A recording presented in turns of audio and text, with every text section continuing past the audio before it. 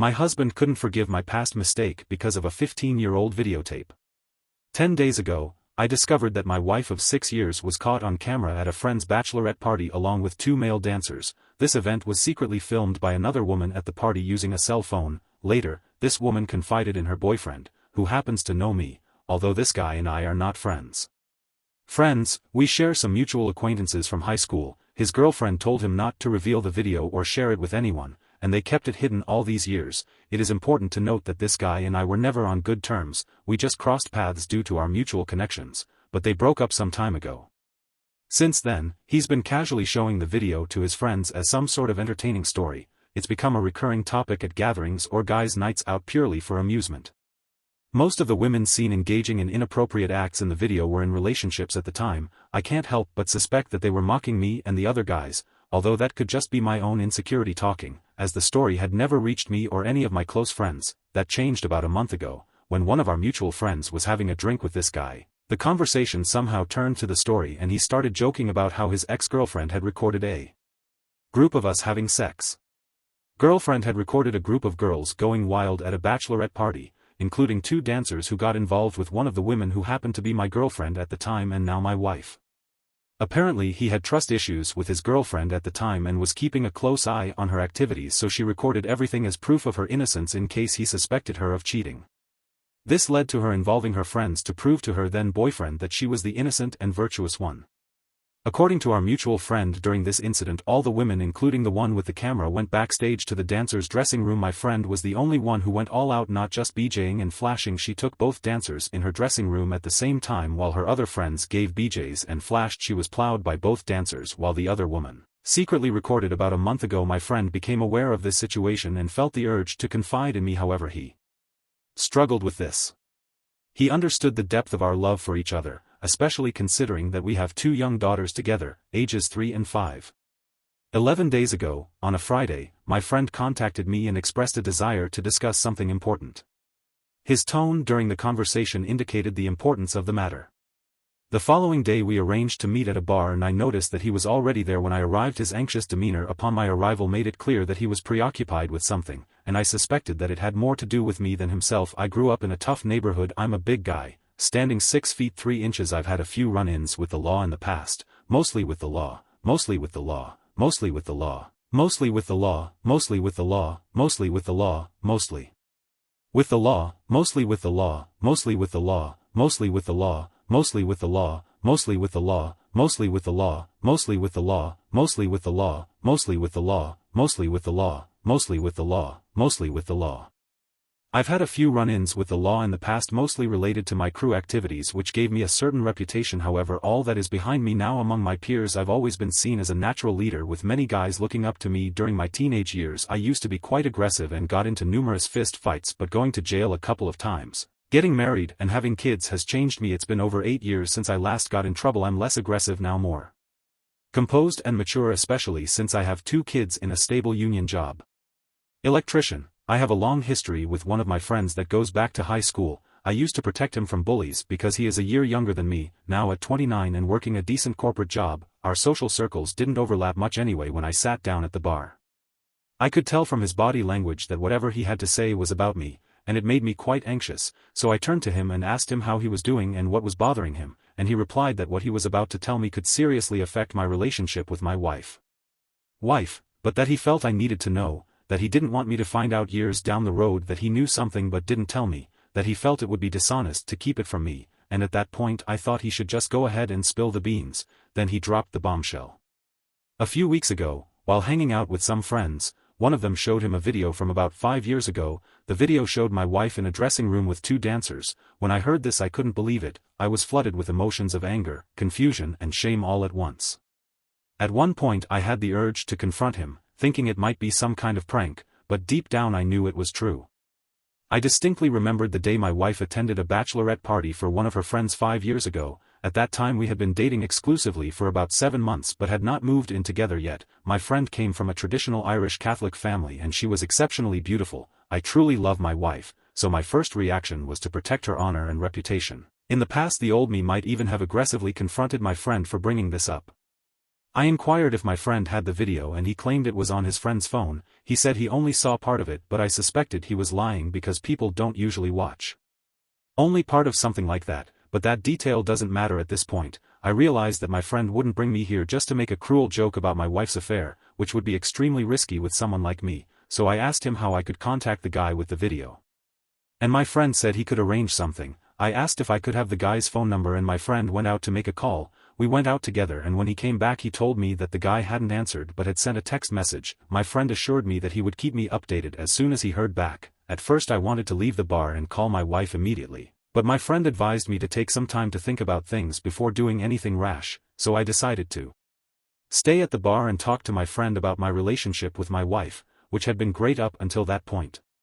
At that point I never expected her to be involved in something like this. During the first year of our relationship she did show a bit of a wild streak, but I didn't realize how wild it was until now. After that first year it seemed like she had turned her life around and left that party phase behind. However, she does change when she drinks. When we started dating she was still in that party phase. But that's no excuse because we were in a committed relationship when she attended that bachelorette party. Our relationship, like any other, has had ups and downs. Her issues with alcohol were while I was talking to my friend he got a text from the guy saying he could give me his number. I immediately called him and asked if we could meet so he could give me the video on a flash drive. He told me he was out of town and would be back next week. I expressed my interest in getting a copy of the video and inquired as to how much he wanted in exchange for deleting it from his phone or any other storage. I hoped he had agreed to delete it, but he asked for $11,500, which was one of the reasons I never liked him.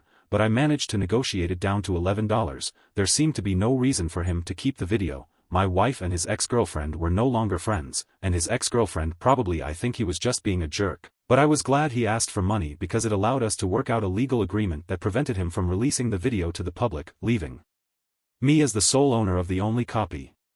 My goal was not only to protect my wife, but also my daughters and myself from further embarrassment. I wanted to control the situation as much as possible before dealing with my wife later. From what I've heard, the video is too explicit to even consider. That night, I was too drunk to drive, so I had to take a ride home and leave my car in the parking lot of a bar. When I got home, I could barely walk through the door. And passing out. I wanted to confront her that night but I was too drunk to handle it. The next morning I woke up with a hangover on my couch wrapped in a blanket. My wife was supposed to go to work that day as far as I can remember, but she called in because she was concerned about my unusual behavior and wanted to find out what was going on. She handed me a glass of water as I sat there, and after taking a sip she asked me what was bothering me. I looked at her and everything. I hadn't been so angry at my wife in a long time and I needed answers. The images of her with those two dancers were all I could think of. When I looked at her I couldn't even find the words to speak. I just started sobbing like a baby. I couldn't remember the last time I cried. And this was one of the lowest moments of my life. My wife seemed confused and she started to cry too. She wanted to comfort me with a hug but I pushed her away. At this point she got frustrated and kept asking me what was going on. I finally told her there was a video out there showing her with two dancers at a bachelorette party 5 years ago. The look on her face was one of confusion. Then she started to deny it, claiming it was fake. She insisted that it couldn't be true, but I reminded her which bachelorette party it was and asked if she was there. She admitted to being there but vehemently denied cheating on me. She said it was all lies, but I suggested that maybe she had been intoxicated and couldn't remember what happened. She shot back that she would remember if she had been with two guys. She asked me to show her the video and I replied that the guy with the video was out of town at that point. I really wanted to believe her. She seemed genuinely convinced that it wasn't her. I thought maybe it was a scam to extort $11,000 from me, but that amount didn't add up to $11,000. I really wanted to see the video to make sure that my wife was telling the truth. The guy told me that he would be back in town on Tuesday, and today is Sunday, so I was pretty anxious. I can't stop thinking about the video. My wife has been acting strangely around the house, doing extra things, as if she's not there.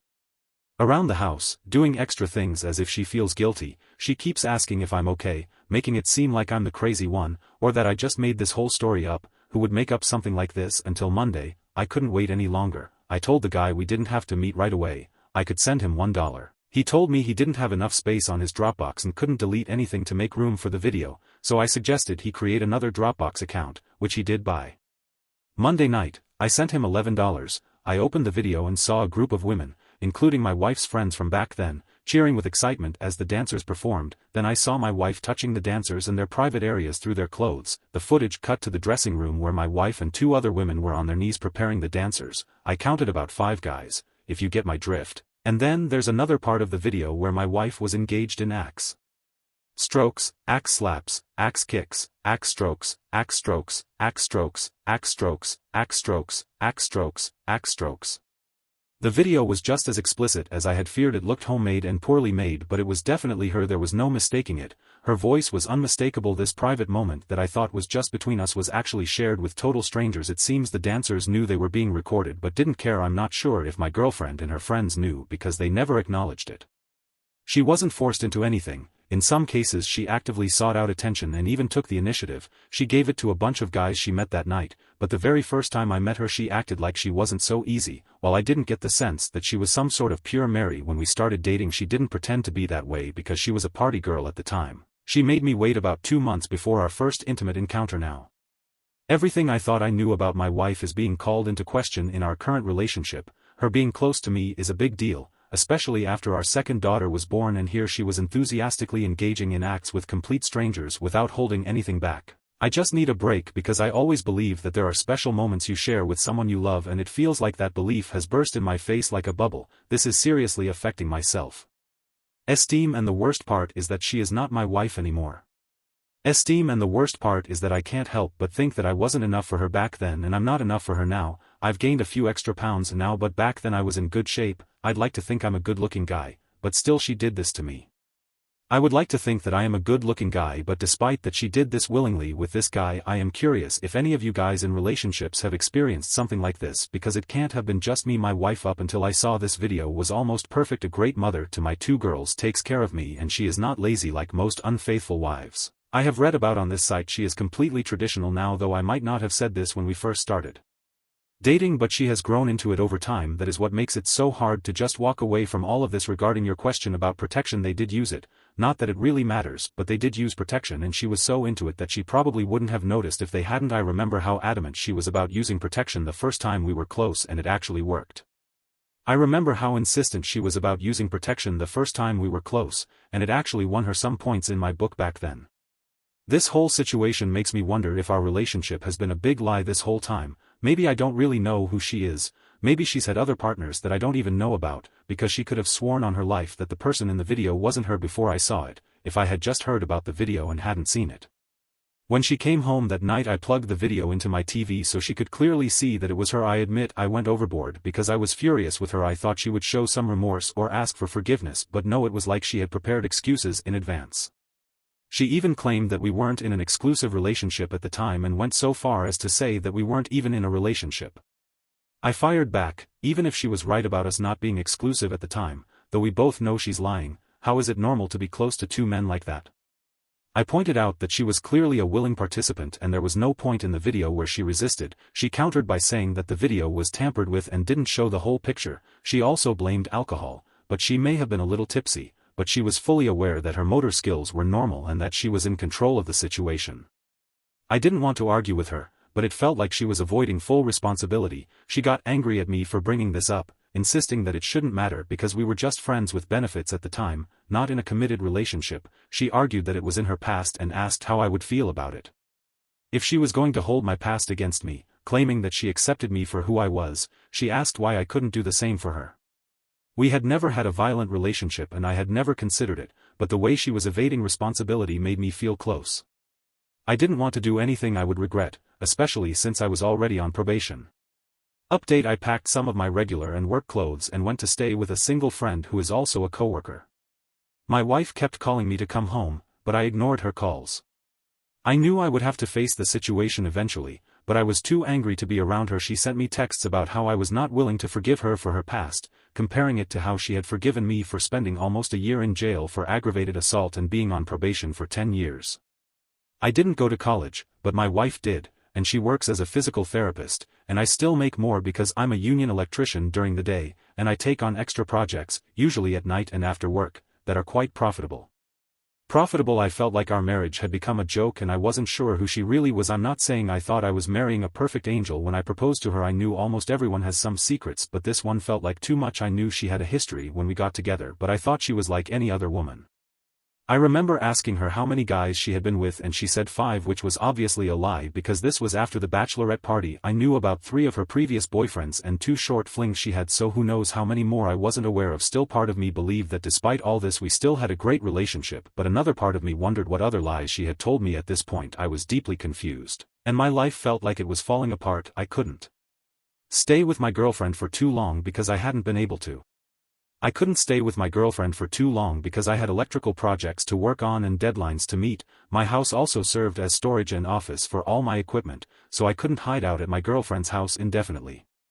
2 days later I had to return home because I still had responsibilities as a father and a contract deadline to meet. The thought of divorce or legal separation hadn't even crossed my mind yet. I was still trying to process all the information. I felt deeply depressed, lost my appetite. My father has always been there for me in times of trouble. Although when I was younger I often didn't listen to his advice, which got me into a lot of trouble, but as I got older I learned to listen to him more. I decided to call my father and tell him my situation. He was surprised because he also didn't expect my wife to be like this, although he knew she had a somewhat troubled past. Much like myself, my parents had grown to love my wife because they believed she brought out the best in me and considered her a positive influence in my life. She had a knack for showing them the side of her she wanted them to see, and she was pretty good at it. Most people who knew her wouldn't think she was that kind of person, unless perhaps you were one of her close friends. My father has been married to my mother for 36 years, so he has some wisdom about relationships. Didn't have access to social media, which expanded their interactions with men and their ability to seek validation beyond their local area. Nowadays, women can get the attention of men all over the world through social media. I found out more about this when I checked out my wife's social media accounts, but I'll talk about that later. My dad advised me to return home and be a stable presence in the household, especially for the sake of my children. He emphasized that the grass isn't always greener on the other side, and if my wife was able to cheat on me, who's to say the next woman wouldn't do the same thing? He acknowledged that it would be difficult to forget what had happened, and if forgiving her became too difficult, I should consider alternatives. Plans. After talking to my father, I felt more motivated to return home and face this difficult situation head-on.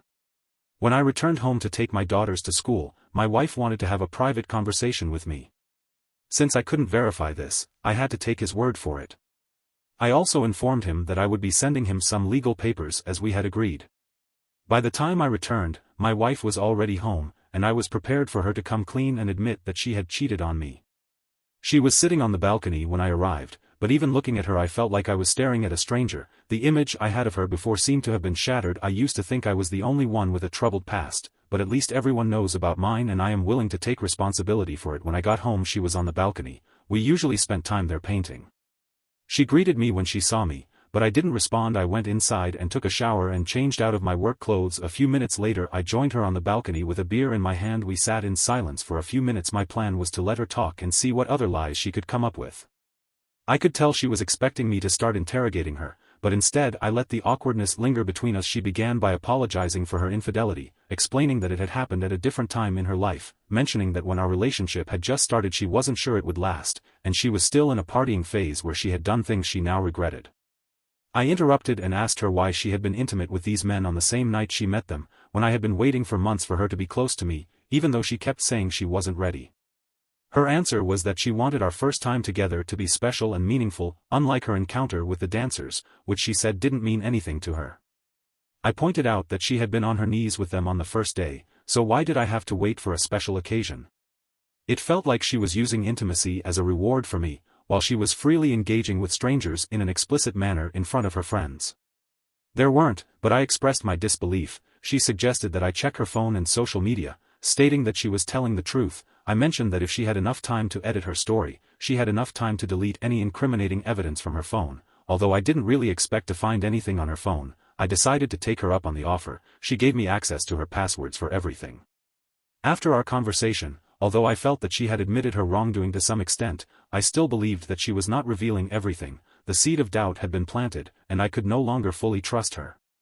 Nevertheless, I decided to follow my father's advice and give our relationship another chance. That night, I couldn't bring myself to sleep in the same bedroom with her, so I asked her to sleep in the guest room the next day. The next day, I resisted the urge to check my wife's social media because I didn't expect to find anything. I figured if she had something to hide, she must have cleaned everything up, but I couldn't stop thinking about it and I found it difficult to concentrate at work. Eventually I gave in and logged into her social media accounts and read all her messages. I realized how unhealthy this behavior was. While she wasn't posting explicit content, I was surprised at how many guys were messaging her. I noticed that she was deleting these messages to hide them from me because I had notifications set up, and when I tried to check a message, it would be gone by the time I got to it. I thought maybe attractive women typically get this kind of attention, even those who don't post anything. A week later, our relationship was still strained, though we were at least talking. We hadn't been close since I discovered the affair, but my wife was making an effort to reconnect, and she was growing tired of my constant reluctance to move on. I explained to her that this was not something I could just let go of by talking to someone. I wasn't sure if our marriage could survive this affair, and my obsessive monitoring of her social media and text messages was taking a toll on me, so I decided to stop, even though it made me feel worse because it seemed like I couldn't trust her. When I was at a local bar with some friends and saw some acquaintances hanging out with the guy who sold me the video, I felt like they were looking at me and then turning away when I noticed them. It felt like they were mocking me. I thought maybe I was being paranoid, but because of the video, I couldn't help but feel like everyone was laughing at me behind my back. At me behind my back. It was a really disheartening feeling, and it left me feeling depressed, ashamed, and sometimes even angry. I felt disrespected, and the old me would have confronted them and given them a piece of my mind. These were grown men acting like little children, but I guess some people never really grow up. Instead of confronting them, I decided to leave the bar and go home early. It had been 2 weeks since D-Day, and in that time I hadn't seen any of them. I was trying to give marriage counseling a try because I was having a hard time moving on and getting close to my wife. The affair was constantly on my mind. My wife scheduled some counseling sessions, and we arranged for a babysitter to watch the kids while we attended. Before our first session, I was worried that the therapist would blame me for everything, as I had seen mentioned on this site, but that was not the case. The therapist approached my wife in an apologetic but direct manner. I will not go into all the details, but it felt like a thorough examination to get my wife to be completely honest and rebuild my trust. Although we may never know the full extent, I did not feel that my wife was telling the whole truth, and the therapist seemed to share my doubts. The therapist encouraged us to work on reconciliation and provided us with techniques to rebuild trust. However, I was not convinced that reconciliation would work because my wife seemed to want to control what I knew. After our third session, my wife seemed to lose interest because she felt she was constantly under attack. I refused. She started making excuses like showing up late and claiming she was too busy with work to attend. Sometimes she would call ahead to cancel without letting me know. All of this led me to believe that she was not making a genuine effort to take responsibility for her actions. This was about 6 weeks after I found out about the affair update. I finally talked to the friend who told me about the video with my wife. I asked him if he knew how many people knew about it. He said he did not know how many people knew about it. He said he did not know how many people knew about it. He said he did not know how many people knew about it. He said he was actually one of the last to find out among his friends. Many people we went to high school with and most of his friends already knew. He mentioned that he stumbled upon it by accident. I also asked him about the guys who were making fun of me the other day, and it turns out they knew about it too, so I wasn't imagining things. It felt like most of the guys I met in our town knew about the video and I was the last to find out. That was really embarrassing for me. When I got home, I told my wife how much it bothered me that so many people had seen the video and there was a chance it might still be out there. She suggested that we move out of the area and she was ready to change her job. It seemed like she had been thinking about moving even before I found out about the video. I just had a hunch. It seems like she might have been ahead of me in knowing about the rumors regarding the video, and there is a possibility that she knew about it before I did. I thought it might be a good idea to reach out to some of the friends who were in the video. Some of them are no longer friends with my wife and some are still friends but might not be honest with me since they would want to protect her. Others who were not her friends have moved away. I tried to message them on Facebook but none of them have responded yet. Update. It's been 3 months since D-Day and I ended up being intimate with my wife, who had deliberately tried to seduce me. She tried to seduce me around the house, and one night I gave in. It was more about desire and frustration than love. Unlike before, for the first time since I found out about the video, she stayed in the master bedroom. The next night she tried to initiate closeness again, but I wasn't interested. I usually don't refuse closeness with my wife, so she got frustrated. She was willing to do things in the bedroom I used to beg her for, but I just wasn't into it. She tried to cuddle with me but it felt suffocating. I endured it for another night, then I couldn't take it anymore, so I started sleeping on the couch because I couldn't sleep otherwise.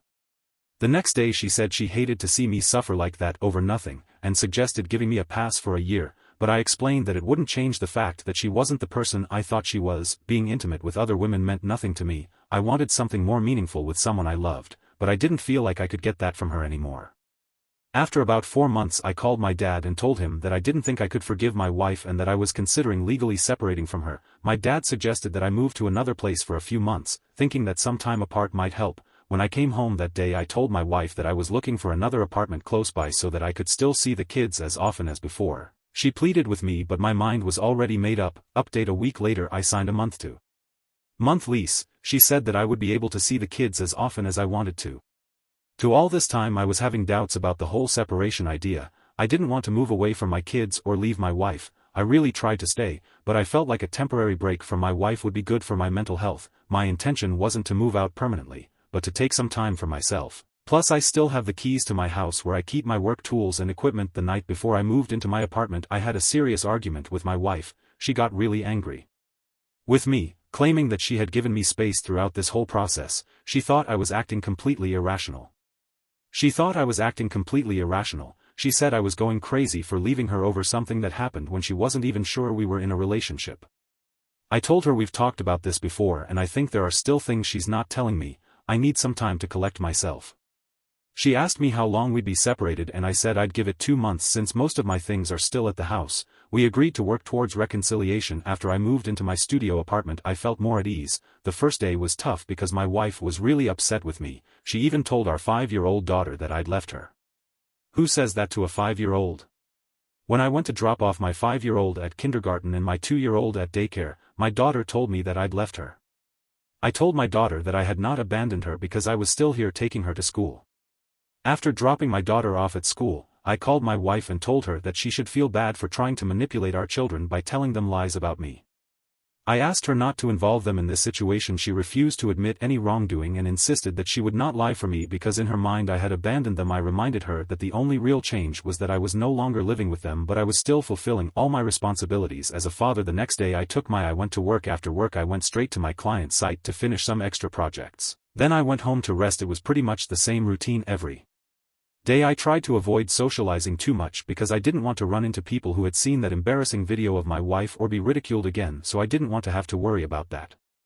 My wife's embarrassing video or face ridicule again, so I kept to myself. My wife and I talked about moving when we reconciled, but for now I was just too busy. I didn't see my wife for the rest of the week, but we talked on the phone regularly. Our conversations mostly revolved around coordinating our kids' activities and sometimes she would even drop off food at my apartment. It was a stress-free week. With no arguments, no kids crying. It was a stress-free week with no arguments, no kids crying or making demands. It felt like a partial vacation. I even thought that once this experience was over, I might move back to my house. I planned to take some time away from my wife and kids to clear my head. Long hunting trips every season in places like Montana and Arkansas. There's one coming up next month and I've been invited. I've put it off before because my wife always found a reason why I shouldn't go and I usually agreed. The prices can be steep but my buddy got us a group discount. The hunting trip was still a month away but I've already bought my ticket. We'll be traveling in my buddy's car. We'll be traveling in my buddy's RV. And it promises to be a lot of fun. It's something to look forward to in these difficult times. The next few weeks followed a similar routine. However, in the middle of one week my wife called me because the dishwasher had broken down and she asked me to come over and fix it. When I arrived at the house to fix the dishwasher I was surprised. The living room looked completely different. The only times I visited the house were to pick up my kids in the driveway and to get my tools for side jobs. My tools are stored in the basement and I usually use the basement entrance without entering the main living area. While I was fixing the dishwasher I noticed that my wife had redecorated the living room. She had changed the curtains and bought a new sofa. I asked her what was going on, and she explained that she wanted to make some changes. After fixing the dishwasher I took the opportunity to get some things from the master bedroom and noticed that my wife had purchased many new outfits. When we talked about it she mentioned that she had started going to the gym to get in better shape and work on her self-improvement. I admit to feeling a little envious. I admit that I felt a little jealous that she was making all these efforts to improve herself and I wondered if all these renovations were her way of moving on for me. I kept doubting if leaving the house was the right decision, even though I knew it was for my peace of mind. After about 2 weeks, as the weather turned colder, my wife informed me that there was a problem with the air conditioning. I hadn't seen my wife up close since I fixed the dishwasher. When I saw her waiting in the driveway with my daughters, she was always in baggy pajamas so I couldn't tell she had lost some weight. I mentioned it and she explained it was her self-improvement month. We talked and I got to know her better. She still sees me as the handyman. I take care of the kids and contribute financially. I still pay my share of the mortgage, and she gets the benefits of having a man around without having to cook or be intimate with me. it's like she's enjoying the best of both worlds. I told my wife about our upcoming hunting trip to Montana. I told my wife about the upcoming hunting trip to Montana, expecting her to object or raise concerns about it being dangerous or expensive, but she didn't object, ask questions or show any resistance. She was surprisingly easy to talk to, and that made me uneasy. I thought maybe she had moved on and didn't care. Whether I returned or not, that's the vibe I got from her. 2 weeks later, I went on the hunting trip with my friends, returned a week later and picked up my daughters for school that Monday. As I pulled into the driveway and opened the car door for my daughters, they seemed thrilled to see me, but my 5-year-old asked if they were getting a present. Year-old asked if they were getting a new daddy, which struck me as a strange question. I assured her I wasn't going anywhere and asked why she thought they were getting a new daddy. She said there was a man staying at the house while I was away. I initially thought my daughter might have mistaken the man for my brother-in-law who used to live with us. However, my daughter knows my brother-in-law well enough not to confuse him with my brother-in-law. I even asked her if she meant Uncle Jimmy, but she insisted that the man's name was Jacob, a name I had never heard before. I had no access to my wife's social media or texts because she changed her passwords when I moved out. The name Jacob consumed my thoughts for the rest of the day as I tried to remember if my wife had ever mentioned him before my hunting trip. I began to assume the worst-case scenario, that what my daughter had said was true and that there was a man named Jacob who was romantically involved with my wife. I thought that if I acted uncertain about Jacob it would allow my wife to deny any knowledge of him, similar to her denials on the tapes where she tried to deny anything was happening and gaslight me. So I decided to visit her that evening while my children were asleep. I wanted to surprise her by showing her I had been with Jacob for a long time. I wanted to surprise her by showing up unannounced, but she didn't seem surprised, perhaps because she was expecting me due to my recent trips out of town. Our relationship remained cordial, although I felt the idea of reconciliation was losing momentum. We were still operating under the impression that we should reconcile. I had the keys to the house, so I let myself in. When she saw me, she asked if I was hungry, but I declined expressing my desire to talk. We sat in the living room and I confronted her.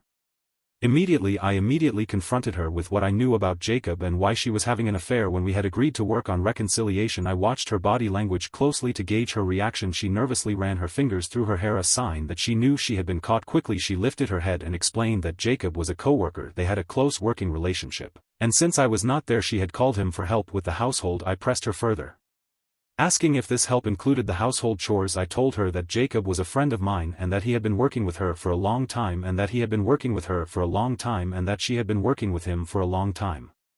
She admitted that they had slept together twice and claimed that there was nothing more to it. I didn't buy her story about just 2 times. I knew there was much more to it. I asked her how long this relationship had been going on, and she initially tried to deflect by saying that if I hadn't left her and the kids, this wouldn't have happened. I sensed that she was avoiding the question, so I asked her if she had slept with Jacob, and if she had slept with Jacob she would have told me that she had slept with Jacob. I sensed that she was avoiding the question, so I raised my voice again and insisted that she answer, and she confessed that they had been emotionally involved for over a year and that it had recently become physical. I reminded her that I had suspected something was up when we were in counseling, which is why she wanted to end it. The therapist had seen through her lies and wanted her to come clean. In hindsight, I realized that I may have been deceived all along. I should have. I realized that our relationship was built on a shaky foundation because I didn't really know who she was. I wondered how long her affair had been going on. I had read enough about infidelity to understand that a woman who had multiple encounters at a bachelorette party would not be satisfied with a simple, ordinary relationship like ours. I asked her how she thought we could move forward with reconciliation when she had been involved with this guy for who knows how many years. She did not correct me, pointing out that it was clearly more than the 2 times she admitted to confessing uncertainty about her feelings for him. When I calmly asked her if she loved him, I saw a brief hesitation in her demeanor. I stood up from the couch and told her it was time to stop playing games. I pointed out that a woman who was intimate with 2 dancers and engaged in such behavior was a woman who loved him. I expressed my relief that she was happy with this guy and explained that I now had valid grounds for a legal separation. I acknowledged that we had had a good run with our 2 beautiful daughters and suggested that it was time to call it quits. I used to wonder if I had made the right decision by moving out, but now I am sure that I did the right thing by giving her the chance to make her mistakes. If she had accepted her lies and gaslighting me, if I had accepted her lies and gaslighting all these years, I might have lived my life in ignorance. I have to give some credit to the marriage therapist for opening my eyes. Even though she didn't explicitly say my wife was lying, I was sharp enough to read between the lines of her questions and understand her perspective. It was like one dishonest person recognizing another, and I was just a learner in their midst at that moment. I realized my wife was skilled at covering her tracks. I still had a feeling that there was more to it than meets the eye. When I got up from the couch to leave, she told me she still loved me, but I ignored her and walked away. I went home that day upset because I knew I would not be able to see my children as often as I would like. I understood there was no going back, but at the same time I felt a strange sense of relief because I had been vindicated and her true colors as a cheater had been revealed. I am not a religious person, but I slept well that night and felt like the universe was on my side throughout this experience. It seemed like everything was falling into place systematically to expose the lie I had been living. Just think, if my friend had not told me about the video, all these events over the past few months would not have occurred to open my eyes to the reality of who I had been living with for the past 6 years. 6 years. I called my father the next day to tell him everything I had just discovered, and he reassured me that I had handled things well. He told me not to blame myself because it wasn't my fault and that everything happens for a reason. Bringing what was hidden out into the open right now, my primary concern is the safety of my daughters. I need to know who the man my wife introduced them to is. You have probably heard of individuals who date single mothers with daughters for harmful reasons, and I would not forgive myself for that. The next day I picked up my children from school as usual. My wife called me to discuss our situation, mentioned that she still wanted to reconcile with me, promising to cut off contact with the other man. I reminded her that she had been in a relationship with him for years, so that was no longer the main issue. For the first time she challenged my belief that their relationship had been going on for years, claiming that it had only recently become physical. I saw this as an obvious attempt to deflect blame, and I didn't buy it. I pointed out that while we were supposed to be working on reconciliation, she had engaged in a physical relationship and even invited the man into our marital home instead of seeking revenge. I felt the right thing to do now was to get a divorce and focus on our daughters because she had already given up on our relationship. She responded by blaming me for giving up when I left the house, and I hung up the phone to avoid arguing with her. Despite her beauty, I knew she wouldn't make any effort to find another man, possibly even better than me. I hoped she would find someone better for the sake of my daughter, because the worst-case scenario would be for her to have encounters with random men in my house and put my daughters in danger. Who had worked with my wife for 2 years at the hospital and at her previous job, I called her unexpectedly and explained that I had recently suffered a work-related injury and needed a male physical therapist. I mentioned that my wife had recommended someone named Jacob and asked if she knew anything about him. I put it that way because I knew she was knowledgeable about the workplace. She replied that she didn't know any Jacob, and the only Jacob she knew was one of my wife's former clients. I thanked her and ended the call, realizing that my question to her had been somewhat deceptive and that she might eventually ask my wife about it, so I decided to confront my wife about her obvious lie about Jacob being her co-worker. Furthermore, there was no telling when her co-worker might call her and inform her of the strange call she received from me, her husband, so I acted immediately by calling my wife to address the issue.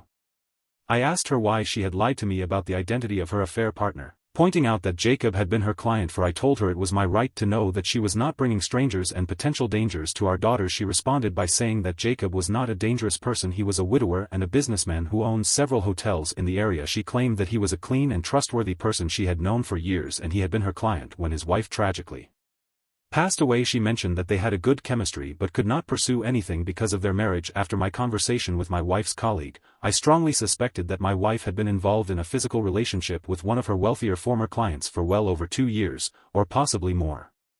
I decided to do a background check on him, and fortunately, he does not appear to have a history of criminal activity. I would be honest if I didn't admit that I was a little jealous because this man was more successful than I was.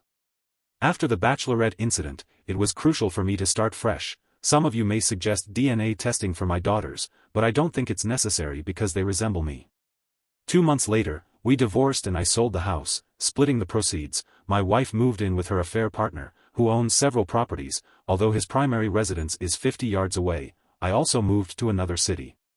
For a fresh start, I found a better-paying job and rented an apartment with enough space to store my work equipment. Despite the challenges of adapting to a new area and securing contracts, I welcome the opportunity. Although I miss taking my kids to daycare every day, we share custody of my daughters and I get to see them every other week. Life after divorce isn't as bad as I thought, and the custody arrangement gives me time to pursue my hobbies. I haven't ventured into dating as I've been very focused on work, and I don't foresee entering into a long-term relationship anytime soon.